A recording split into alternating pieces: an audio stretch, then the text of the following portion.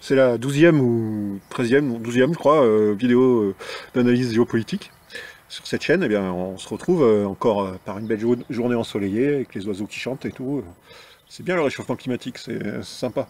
Alors, bon, ben, on va commencer tout de suite. Bon, sinon, si vous voulez m'aider, vous pouvez toujours mettre un petit pouce en dessous de la vidéo et puis vous abonner aussi si vous n'êtes pas abonné, parce que j'ai remarqué qu'il y a beaucoup de gens qui regardent mes vidéos qui sont pas abonnés à ma chaîne.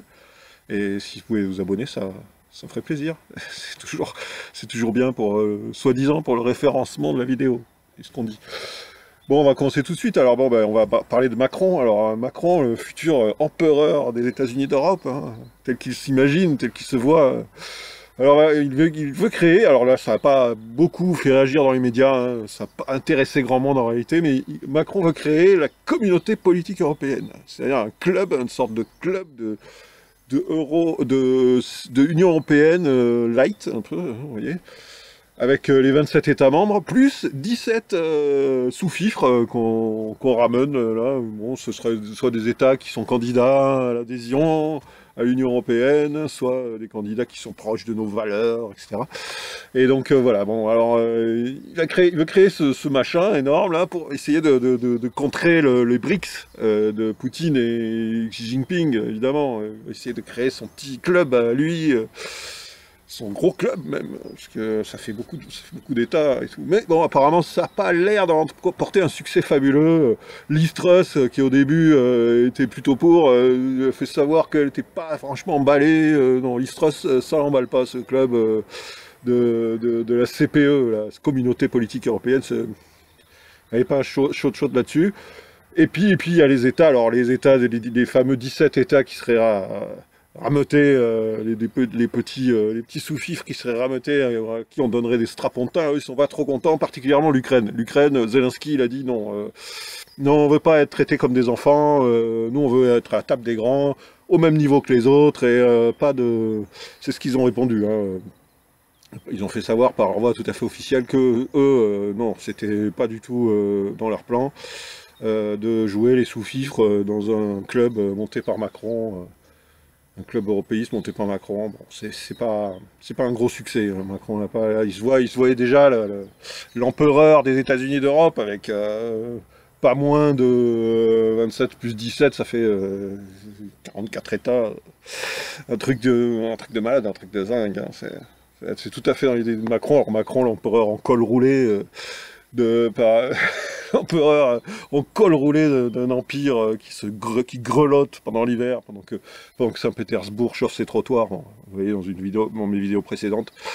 C'est pas mal, ça a du charme, ça a son sel. Bon, alors sinon, pour ce qui s'est passé ces derniers jours, et qu'on a un peu loupé. Bon, il y a eu l'élection au Brésil, alors Bolsonaro versus Lula, bon, on s'aperçoit que les médias nous avaient raconté encore des fariboles. Lula devait gagner avec 14 points d'avance dès le premier tour, etc. Bon, c'est pas ce qui s'est passé.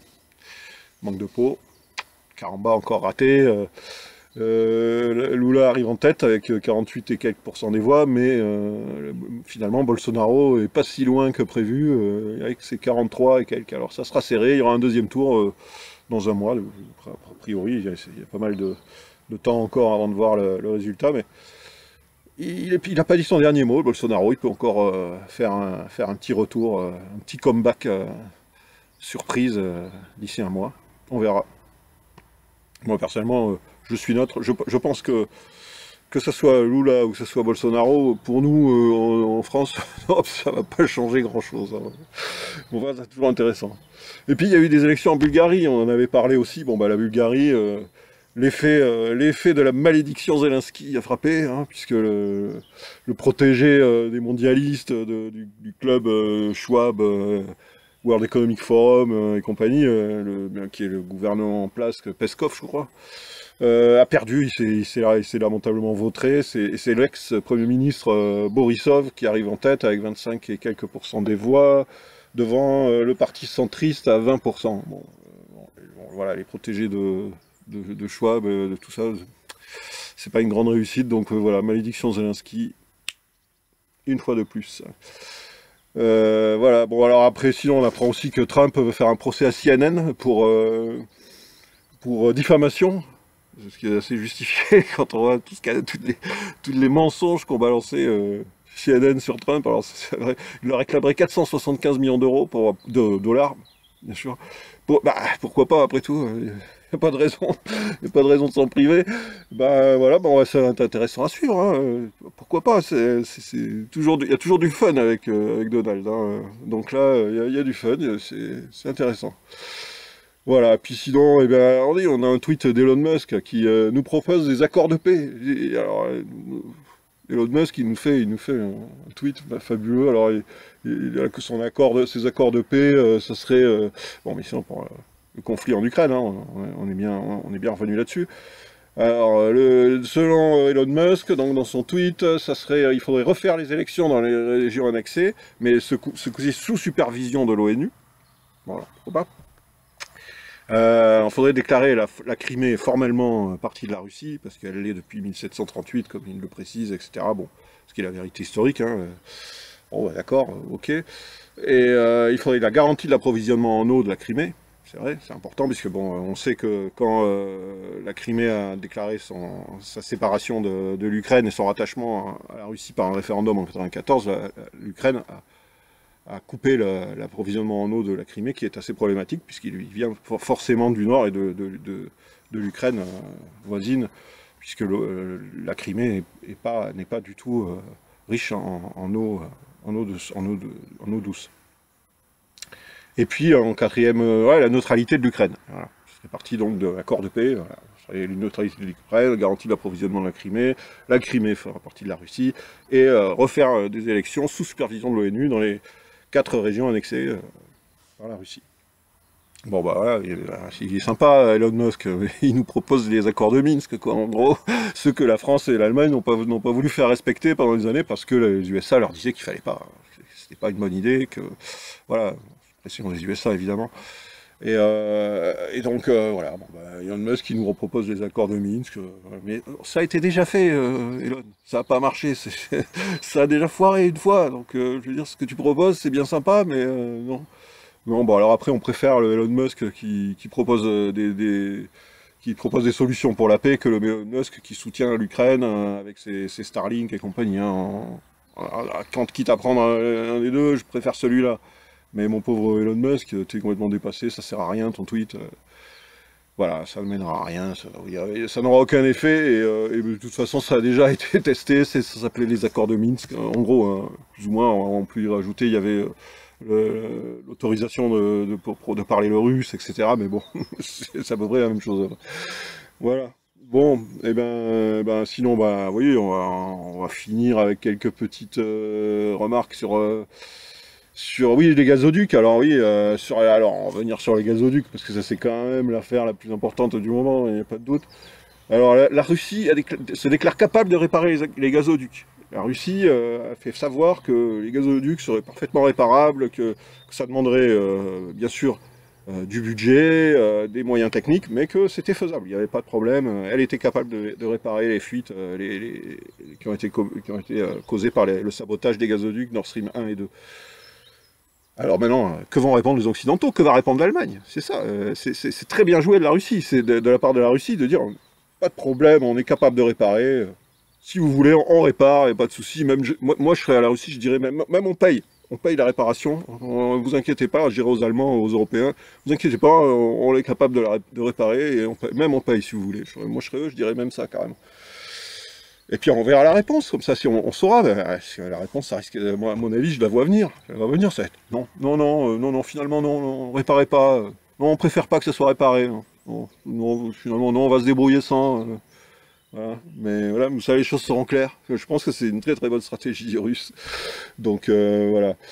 Bon, après sur le terrain, il y a Liman qui a été évacué par les 500 derniers Russes qui s'y trouvaient, derniers soldats russes qui s'y trouvaient. Bon, les 6000 soldats ukrainiens sont rentrés dans la ville. Bon, il n'y a plus beaucoup d'habitants, hein, la plupart sont partis du côté russe, évidemment.